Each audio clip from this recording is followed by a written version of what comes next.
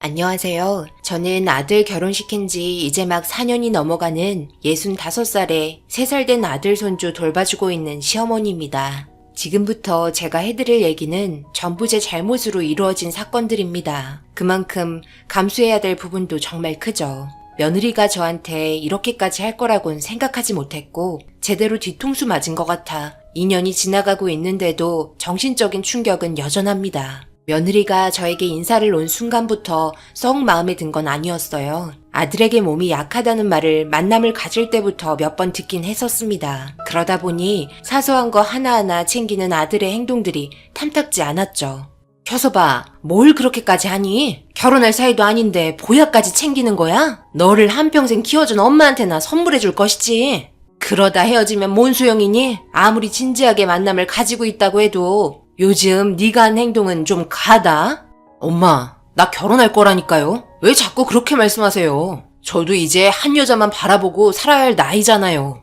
제가 결혼할 여자 몸에 좋은 음식 많이 먹여둬야 나중에 자식들도 숨풍숨풍 낳죠. 그리고 고은이네 집이 요새 형편도 좀 어렵대요. 그래서 그런지 먹을 것도 제대로 못 챙기는 것 같더라고요. 고은이 아버지가 회사 일 끝나고 퇴근하시는 길에 교통사고로 세상을 떠나셨나 봐요. 그 뒤로 어머님도 건강이 좋지는 않은 것 같더라고요. 그래서 여태까지 병수발하고 있는 고은이가 너무 불쌍해요. 아버님이 돌아가시기 전까지 어머님을 돌봐드렸는데 이제 고은이가 어머님 돌봐드려야 하잖아요. 그래서 건강에 좋은 식품들 어머님과 함께 먹으라고 좀 더 신경을 쓰는 편이에요. 결혼하면 엄마도 너무 닥달하지 마세요. 스트레스가 건강에 제일 안 좋은 거 알죠? 아들의 어이없는 행동과 말투에 기분이 좋지는 않았습니다. 너무 푹 빠져버린 아들의 눈빛에 한숨만 내쉬게 되었네요. 하필 좋아해도 몸 약한 여자라니, 거기다 가정사까지 좋지 않은데 어느 부모가 그런 며느리 반기겠어요. 그러던 어느 날 청천벽력 같은 말이 아들 입에서 떨어지고 저는 하던 설거지 그릇을 땅에 떨어뜨리면서 그 자리에서 얼음이 되고 말았습니다. 저와는 아무 상의도 없이 인사시키겠다고 무작정 집에 데리고 오면서 사건은 벌어지고 말았네요. 그래도 남편과 저는 웃으면서 좋게 좋게 넘어가려 노력했고 남편이 강원도 출장 갔다 오면서 대게 몇 마리를 사와서 때마침 저녁으로 먹으려고 했는데 준비도 안 된 상태에서 아들은 전날에 아빠가 대게 사왔으니 맛있게 먹으라고 큰소리치고 있었습니다. 그 말을 듣고 있으니 그런 거 있잖아요. 해주려고 했거나 뭘 하고 있는 중에 뒤에서 강요하거나 뭐를 해야 하지 않겠냐며 닥달을 하면 정말 하기 싫어지는 거. 그래도 집에 처음으로 인사시키려고 데려왔는데 어떻게 그냥 보내겠나요. 그래도 나름 열심히 대게와 음식 될 만한 거 죄다 꺼내서 발에 불이 나도록 바쁘게 움직이기 시작했어요. 어머님, 제가 뭐 좀 도와드릴 거 없나요? 미리 말씀도 안 드리고 와서 정말 죄송해요. 뭐부터 하면 될까요?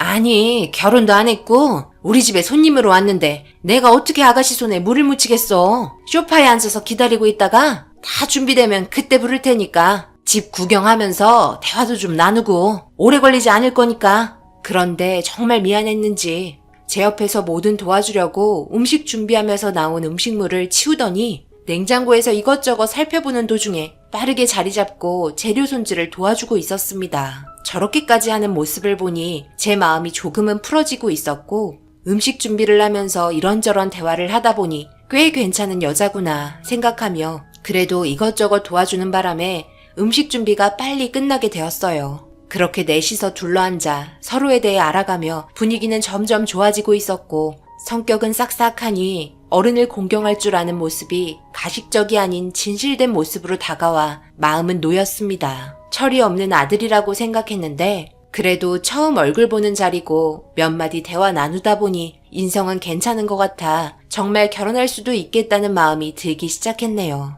그리고 둘의 만남은 꽤 오랫동안 지속이 되어왔고 무엇보다 신중하게 생각하는 아들의 모습에 처음에는 결혼 빨리 한다고 말하더니 사랑이 금세 식은 건지 집에 올 때마다 했던 말은 어느새 사라지고 아들의 얼굴에는 우울만 가득했습니다.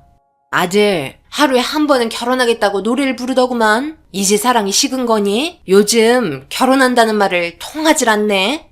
그런 거 아니에요. 저 아직도 고은이 많이 사랑해요. 그런데 문제가 하나 있어서 그렇죠. 저도 이것 때문에 걱정이 정말 많다고요. 무슨 일이 있어? 고민을 나누다 보면 해결책이 분명 나온다. 엄마한테 할 수 있는 얘기면 한번 말해봐. 혹시 아니? 해결될 수도 있을지도? 그게요. 고은이 어머님께서 많이 위독하세요. 그러다 보니 요즘 집안이 말이 아니에요. 오늘 내일 하시는 것 같아요. 뭐? 그게 정말이니? 얼마나 위독하시길래 병원에서는 뭐라는데? 그래서 요즘에 그렇게 우울해하고 있었구나? 치료하면 좋아질 수는 있고? 아니요. 아무래도 힘들 것 같아요. 대장암이신데 꽤 오랫동안 버텨오셨지만 아버님 돌아가시고 치료가 더디어지게 됐는지 상황이 많이 힘들어진 것 같아요. 지금 사기라고 하던데 저한테도 짐이 되기 싫었는지 좋아지고 있다며 괜찮다고 했는데 이번에 병원에서 집으로 들어오셨다길래 인사드리러 갔는데 표정 관리가 안 돼서 정말 힘들었어요. 많이 마르셨더라고요. 무언가 해결을 해주려고 했지만 말문이 막히고 걱정되는 아들을 조용히 위로해주는 것밖에는 없었습니다. 결국 며칠 후 장례식장을 가게 되었고 영정사진을 보며 하염없이 오열하고 있는 고은이를 보게 되었습니다. 그렇게 아들은 옆에서 장례가 끝날 때까지 곁에서 함께 있어줬고 며칠 후 얼굴이 반쪽이 된 상태로 집에 들어왔어요. 많이 피곤했는지 한참을 자고 일어나 할 말이 있다며 저와 남편을 거실로 부르더니 고은이와 결혼하고 싶다고 예전과는 다른 눈빛으로 저희를 바라보면서 진심으로 대화를 이어나가기 시작했습니다. 장난으로 툭툭 내뱉던 말들이 진지하게 이야기하는 걸 보고 아들이 이제야 결혼할 마음이 생겼다는 걸 느끼게 되면서 남편과 저는 허락해 주었습니다. 그렇게 가족들 위주로 작은 규모의 결혼식이 진행되었고 저희 집 근처에서 신혼집 하나 구해서 둘은 평범하게 지내고 있었습니다. 그런데 문제가 좀 있었죠. 며느리가 몸이 워낙 약하다 보니 아이 소식이 생각보다 늦었습니다. 둘 다 적지 않은 나이라 바로 아기를 가질 거라고 계획을 했었는지 점점 조급해지는 게 보였고 정밀 검사를 받아본 결과 불임 판정을 받게 되었습니다. 가능성이 있냐고 물어봤지만 결국 의사의 답은 가능성이 제로에 가깝다는 말뿐이었고 만약 임신이 된다면 그 가능성은 로또에 당첨이 될 만큼 아주 희박하다면서 더 이상 다른 답변은 해주지 않았습니다. 며느리는 그 자리에서 오열했고 아무 말 없이 등을 쓰다듬어 주면서 저 또한 털썩 주저앉았습니다. 그런 삶 속에 아들도 며느리도 아이를 원했지만 가질 수 없다는 문제 때문에 점점 힘들어하면서 그 영향이 저에게까지 오게 되었어요. 근처에 살아도 서로 일이 바쁘다 보니 자주 볼 수는 없었습니다. 서로가 많이 예민해진 상태였고요. 오래간만에 얼굴 봤는데 분위기가 왜 이래? 사정은 알겠다만 그래도 서로 얼굴 봤을 때는 힘들어도 웃다 보면 좋은 날이 올 거다. 어머님, 어떤 말도 저에게는 위로가 되지 않아요. 죄송해요. 지금 현재로서는 많이 힘들어요. 시간도 필요할 것 같고요. 그래서 지금 우리 모두 외식하러 온 자리에서 계속 그런 표정 짓고 있을 거야? 나도 이 자리가 상당히 불편하지만 그래도 어쩌겠어. 서로에게 짐을 덜고 이겨내면 뭔들 못하겠니? 너만큼 나 또한 너를 며느리로 받아들이는 거 정말 쉽지 않았다. 그런데 왜 너 혼자만의 입장을 생각하는 거야? 처음부터 몸이 약하다는 거 알고 있을 때부터 예상은 하고 있었지만 그렇다고 진짜 현실이 될 거라곤 나도 생각 못했다. 하루에도 몇 번씩 정신적으로 힘들어하는 우리 아들을 볼 때마다 내 가슴은 얼마나 찢어지는지 알고는 있니? 너 혼자만 생각하는 속 좁은 며느리 볼 필요 없다. 애도 못 가지면서 뭐가 잘났다고 그런 식으로 말하는 거니? 결국 해서는 안 될 말이 제 입으로 나오게 되면서 오래간만에 모이게 된 식사 자리는 결국 며느리와 저의 높아진 언성으로 인해 최악으로 치닫게 되었습니다. 그렇게 서로에게 상처만 안겨둔 채 각자의 집으로 돌아갔고 한동안 연락 없이 지내면서 아들을 통해 며느리의 상태에 대해서 물어보며 걱정되는 마음을 가지고 있었지만 싸웠을 때 말했던 그때의 말들을 차마 쉽게 사과하지는 못했습니다. 저도 감정이 좋은 건 아니었으니까요. 그래도 언제까지 이런 식으로 계속 지내야 할지 몰라 큰맘 먹고 며느리가 쉬는 날 집으로 찾아갔습니다. 제가 오는 걸 별로 원하지 않았지만 그래도 제가 어른이기에 먼저 가서 이 상황들을 좋게 해결하고 싶어 현관문을 두드렸고 안 좋은 표정을 애써 숨기면서 문을 열어줬네요. 그렇게 조용한 거실에서 둘은 아무 말 없이 다른 곳을 향하며 한동안 앉아있다가 제가 자리에서 일어나 신혼집을 구경하며 자연스럽게 입을 열었어요. 그래도 제가 한 말에 하나하나 대답을 해줬고 싸웠을 때 말 실수한 거에 대한 사과를 먼저 하게 되었습니다. 그러니 며느리도 저에게 그때의 잘못에 대해 사과를 하게 되었어요. 한 번 말문이 터지니 며느리와 저는 다시 예전처럼 돌아가는 듯 했지만 아이에 대한 갈망에 서로는 다시 침묵으로 돌아가게 되었습니다. 부모님 두 분 다 돌아가시고 결혼을 했지만 어딘가 모를 허전함이 컸는지 절대 포기하지 않을 거라며 단호한 입장을 밝혔고 언젠가 기적이 일어날 거라고 격려를 해주며 며느리를 위로해주고 집으로 돌아왔습니다. 그리고 몇 달의 시간이 흐르고 아들에게 전화가 와서 받게 되었는데 임신에 성공했다는 충격적인 말을 듣게 되었어요. 너무 기쁜 나머지 축하해주려고 집으로 찾아가려 했지만 아들에게 오지 말라는 소리를 듣게 되었고 그 말에 너무 놀라 왜 가면 안 되냐고 물어보니 유산될까봐 두려움에 아무도 드리고 싶지 않다는 말을 하면서 그 누구도 집에 들어오지 못하게 하고 있다며 이해해달라고 하고선 전화를 끊었습니다. 그렇게 며느리의 몸 상태도 알지 못한 채 걱정되는 마음이 점점 커졌고 며느리는 매달 보내는 사진 한 장으로 안심하라며 자신의 몸 상태를 문자로 보내줬습니다. 한 달에 한 번씩 보내주는 문자를 보며 애가 타고 불안해하는 마음 이해할 수 있었지만 이렇게까지 하는 건 아닌 것 같아 불시에 찾아가 봐도 절대 열어주지 않는 며느리의 행동에 점점 화가 나기도 했지만 기적처럼 다가온 아이를 생각하면 불안해하는 것도 이해가 돼 그냥 반찬통만 문 앞에 두고 돌아가기 일쑤였네요.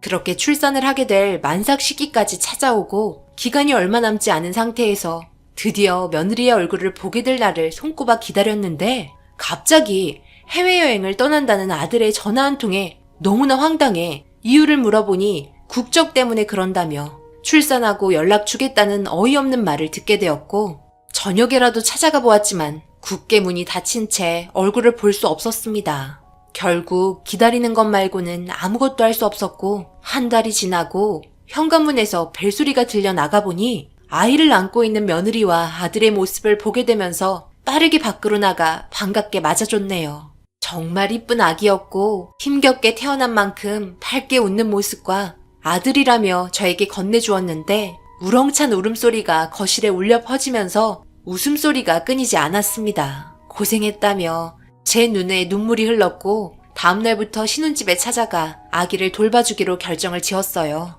매일 아침에 일어나 저녁이 될 때까지 며느리와 함께 있으면서 집안일과 육아에 대해서 최선을 다해 도와주었습니다. 그런데 예상하지 못했던 엄청난 일이 밝혀지게 되었고 그 충격에 하루하루가 견디기 힘들었습니다. 어떻게 그런 일까지 꾸밀 수 있는 건지 아들에 대한 배신감 또한 엄청 났었네요. 어느 날 청소기로 이리저리 구석구석 쌓여있던 먼지들을 빨아들이고 있었는데요. 안방 침대 밑에 무언가 덜컥하는 소리와 함께 청소기에 달라붙어 나오지 않자 손을 넣어 침대 밑에 물건을 꺼내게 되었는데 제 손에 딸려 나온 물건은 다름 아닌 임산부 체험복이었습니다. 이게 왜 침대 밑에 있는 건지 이해할 수 없었으나 그동안 아들과 며느리가 했던 행동들을 보면 충분히 납득할 만한 일이었어요. 그리고 며느리가 안고 있는 아기는 아들의 친자가 아니라는 명확한 증거가 되는 물건이었습니다. 저는 덜덜 떨리는 손으로 임산부 체험복을 들곤 거실로 나왔고 이 물건이 뭐냐고 떨리는 목소리로 물어보니 며느리도 전혀 예상을 하지 못했던 건지 급하게 체험복을 숨기려 했지만 제가 며느리의 팔을 붙잡고 정확하게 말하지 않으면 가만두지 않을 거라고 소리치며 화를 내기 시작하니 결국 며느리는 털썩 주저앉으면서 모든 걸 털어놓았습니다. 죄송해요 어머님. 그러려고 한 건 아니에요. 어머님 실망시켜드리고 싶지 않았고 이렇게라도 아기가 보고 싶어 남편과 함께 결정하게 된 거예요. 혼자만의 결정은 아니었다고요. 지금 저희는 너무나도 행복하고 입양하기를 잘했다고 생각해요. 그러니 넓은 아량으로 저희를 이해해주세요. 낳은 정보다 키운 정이 더 애틋하고 크다면서요. 그러니 제발 이 아이와 함께 지내게 해주세요. 이 아이 없으면 전 이제 못 살아요. 행복하게만 산다면 그걸로 된 거잖아요. 잘 키울 자신 있어요. 정말이에요 어머님. 그렇다고 시부모를 감쪽같이 속여? 그럼 그전부터 계획하고 있었다는 건데 그 시간 동안 충분히 대화할 수 있는 시간이었는데 지금 내 입장에서는 하늘이 무너지고 이 상황을 쉽게 받아들일 수 없을 것 같구나. 너희들이야 좋으면 그만이지. 아무리 불임이라도 남의 자식을 데려와서 키운다는 건 나는 이해할 수 없다. 지금은 너무 충격이 크니 나중에 다시 얘기하자. 그렇게 며느리에게 듣게 된 충격적인 말들에 더 이상 어떤 말도 하고 싶지 않아 받아들여달라고 애원하는 며느리를 뿌리치며 집으로 돌아왔습니다. 그리고 남편에게도 이 사실을 알렸고 너무나 놀란 듯 아들에게 전화해서 모든 상황을 듣고 싶다며 집으로 들어오란 말에 퇴근 후 집에 와서 그동안 있었던 일에 대해서 충분하게 설명을 해주었어요. 이 결정은 며느리가 아닌 아들이 내린 결정이었고 그걸 며느리도 처음에는 받아들이지 못했으나 고아원에도 가고 이제 막 태어나 도움의 손길을 내밀고 있는 아이를 보곤 며느리도 마음의 문을 열어 입양 결정을 하게 됐다면서 그동안 철저하게 숨기며 연기를 하고 있었는데 양심에 걸려 정신적으로 괴로워 어떻게 말을 해야 할지 몰라 걱정하고 있던 찰나 제가 알게 되었고 결국 모든 걸 털어놓게 된 거라며 쉽게 결정한 게 아니니 며느리와 아들이 내린 결정에 대해서 존중해달라며 고개를 떨구고 있는 모습에 결국 이해해주기로 했어요. 저희 결정보다 둘의 결정에 존중을 해줘야 하고 그동안 많은 고민을 했다는 걸 둘의 대화 속에서 충분히 느낄 수 있었습니다. 그렇게 아들과 함께 다시 며느리 집에 들어갔고 쉽게 내린 결정이 아닌 만큼 앞으로 행복하게 잘 살라며 며느리를 위로해주며 안아주었습니다. 이제야 제자리를 찾는 것 같았는데 제가 이 문제를 걸고 넘긴다면 그에 따른 희생의 대가도 치러야 한다는 걸 알고 있었기 때문에 며느리의 어려운 결정을 존중해 주었습니다. 젊은 나이에 쉽지 않았을 텐데 존경스럽기까지 했어요. 그리고 며느리와 아들과 함께 아기를 입양한 고아원에 갔는데 정말 많은 신생아들이 있었고 아직까지 선택받지 못해 부모를 기다리며 울고 있는 아기들을 보니 너무 가슴이 아팠네요. 그리고 아들은 아기를 한 명 더 입양할 계획을 가지고 있었고 나중에 같이 오자며 작년에 약속까지 했는데 그날이 바로 오늘이네요. 정말 많이 떨리고 어떤 아기와 또 다른 인연을 만들어갈지 너무나 기대되면서 걱정도 되네요. 저희 가정에 좋은 일만 있으려고 하나 봅니다. 언제나 사랑과 축복이 아들과 며느리에게 함께하길 바랄 뿐입니다. 여러분들께서도 두 사람의 결정에 응원의 한마디 해주시면 정말 고맙겠습니다. 경기도 어려운 이 시점에 하시는 일 잘 풀려서 좋은 일 가득하시길 기원합니다. 제 사연 읽어주신 분들 언제나 행복하세요. 감사합니다. 오늘의 사연은 여기까지입니다. 댓글로 여러분들의 생각과 조언을 남겨주세요. 구독, 좋아요, 알림도 꼭 부탁드립니다. 저는 다음 영상으로 찾아뵙겠습니다. 감사합니다.